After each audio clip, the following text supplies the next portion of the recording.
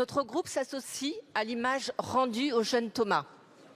Suite aux violences imputées à l'extrême droite à Dublin, le Premier ministre irlandais a dénoncé les émeutiers en déclarant qu'ils faisaient honte à Dublin, honte à l'Irlande. Nous aurions aimé entendre la même indignation de la part du gouvernement face au défilé dans plusieurs villes de miliciens d'extrême droite cherchant à casser des Noirs et des Arabes. Ces démonstrations de force qui fracturent la société française angoissent nos concitoyens qui doutent de la volonté politique à défendre le vivre ensemble.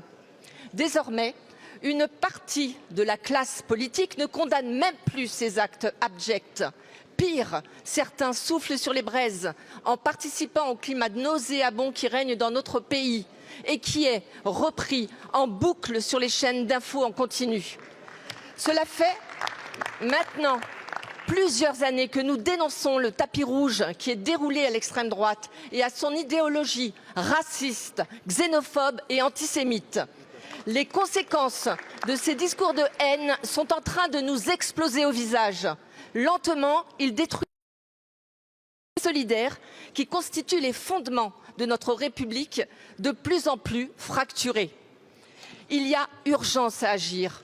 Il faut tout mettre en œuvre pour rétablir le lien social, répondre aux inquiétudes des Français qui sont la crise alimentaire, la crise du logement, les enjeux climatiques, l'insécurité.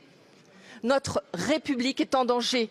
Nous sommes face à un tournant qui appelle des politiques fortes et courageuses, éloignées de celles que vous prônez aujourd'hui. Le projet de loi de l'immigration en est un de ces révélateurs d'un alignement politique qui est dangereux avec l'extrême droite.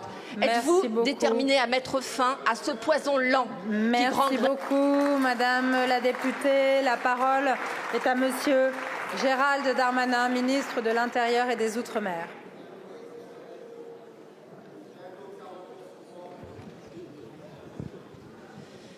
Madame la Présidente, Mesdames et Messieurs les députés, Madame la députée, vous avez parfaitement raison. Ce qui s'est passé à Romans-sur-Isère ou à Lyon ou dans d'autres lieux de France est absolument scandaleux et en effet mérite une condamnation morale, politique la plus forte, celle de milices d'extrême droite qui sont venues, en tout cas pour ce qui est Romans-sur-Isère, puisque c'est documenté, venues en effet, comme vous l'avez très bien dit, des mots aussi difficiles, taper des Noirs, taper des Arabes, pour mettre fin à ce qu'ils pensent être au grand remplacement, pour reprendre leurs mots nauséabonds.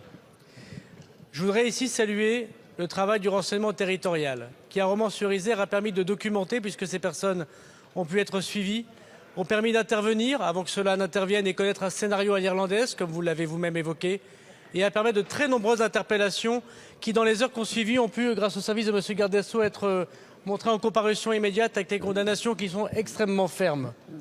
Saluer également ce qu'a fait la préfecture, les policiers et les gendarmes à Lyon, où de nombreuses interpellations ont eu lieu hier suite à une manifestation sauvage de militants d'ultra-droite, d'extrême droite, qui portaient des discours fascistes, des discours racistes, des discours inacceptables. Et nous aussi, Madame la députée, nous voulons le dire. Nous ne comprenons pas pourquoi il n'y a pas de condamnation unanime de ceux qui veulent remplacer le droit par la force, de ceux qui veulent faire par des milices le travail des policiers et des gendarmes, et de ceux qui veulent faire imaginer, dire et répéter qu'il y aurait une race, je mets des guillemets, supérieure à d'autres. Je peux vous assurer, Madame la députée, qu'à la demande de la Première ministre et du Président de la République, des moyens nombreux sont mis pour suivre les 1500 personnes radicalisées de l'ultra-droite, pour pouvoir les interpeller, pour engager les procédures de dissolution, comme je l'ai fait avec Génération Identitaire, comme je le ferai demain avec la division Martel qui sera présentée au prochain Conseil des ministres. Et deux autres groupuscules d'extrême droite connaissent aujourd'hui des contradictoires qui permettront, je l'espère après-demain, d'être dissous. Merci beaucoup, Monsieur le Ministre.